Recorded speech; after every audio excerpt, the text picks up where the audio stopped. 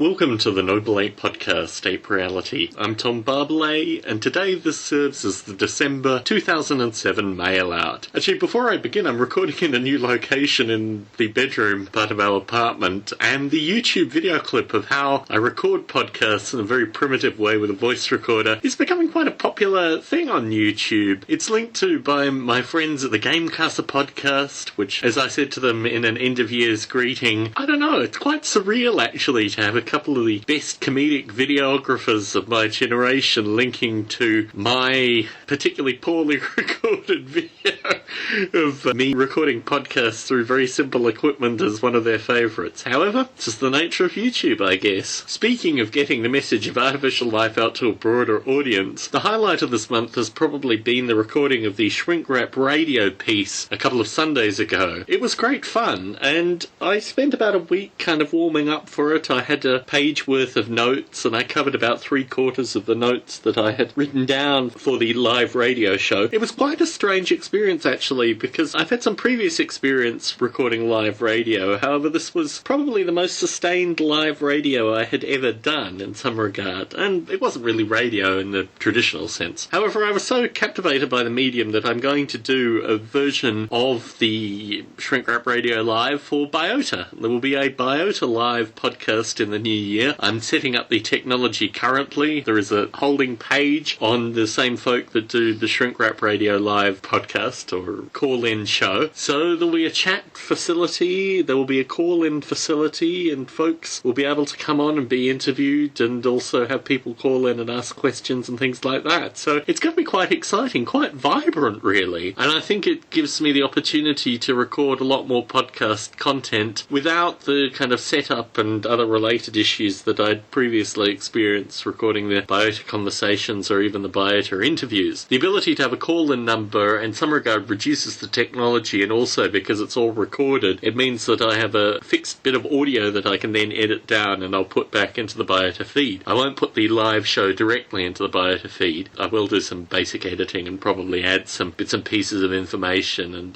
top and tail it in some regard. So that's going to be fun, and it's going to be in the new year, and I'm not sure whether it's going to be weekly or twice monthly or how it's all going to fit together. That's still being decided, but I'd like to get on some guests early on and keep the momentum going. I think the conversations were fun while they lasted, but then when they stopped, it was just impossible to get the momentum going again. So my feeling is hopefully using this live call-in interface, it will enable folks to participate and less of a kind of editing kick that I would have to do, which was the problem particularly when I had multiple audio channels. But enough of that. So all of this is part of a broader scheme in 2008 to bring artificial life to a general audience, and I've written about this briefly on the Grey Thumb blog, but I think both the Shrink Wrap radio piece and the sci-fi show piece that was recorded about 6 months ago but only made it into their feed recently just indicates that there are a number of generalist areas that artificial life is quite applicable to, not just in terms of simulating but also in terms of giving actual feedback. And if you listen to the Shrink Wrap Radio live piece, you'll hear me talking about a wide variety of topics, all with this idea that the analysis or background in what I'm talking about in some regard comes from artificial life, or at least things that ven into artificial life, areas, the fringes of biology and things like that. So it was great fun. Looking forward to pushing that forward in 2008, getting a lot of other folk involved and just getting the message out there through the Biota feed in that regard, and also getting people listening frequently through the blog talk radio interface as well. Apparently there are folks that just cruise past that site and listen into that too. So two different kinds of audiences, but keeping it all in some regard generalist, but getting specific and advanced where necessary. Now on to actual Noble Ape related development. Well, I have continued the library related modification of the simulation with the view that this needs to be done in a relatively short time frame. I've actually had 3 projects that I'm going to talk about, this as being one of them, and they all have to be done in a relatively short time frame. However, I'm relatively confident with the version of the library I have. It will roll into the OpenGL in Windows version of changes. Now, when I say in Windows, I'm not talking about the operating system. I'm talking about implementing OpenGL on the Mac in multiple windows as opposed to the historical version, which was a glut interface, which is a single window. Well, I've been doing quite a bit of hacking in recent days with regards to that, and I think I have a relatively civilized OpenGL interface that is actually compliant with contemporary Apple Carbon event events, all this kind of fun stuff that I'd avoided doing in the old interface through, well, lead to actually implement Noble Ape Simulation related features as opposed to just following on with a development narrative that was completely directed by Apple in some regard. So this is a beautiful ability to extract the core and other related parts of Noble Ape Simulation that can then slot into a new OpenGL graphics interface. And I think that's probably going to translate relatively easily into a Cocoa component, and also the ability to have Java and C++ and all this kind of stuff as interfacing as well, potentially Python, all this kind of stuff moving into 2008. A lot of modifying Apple source code and moving Noble Ape source code around, and these kind of things, all relatively low-level, low-key, but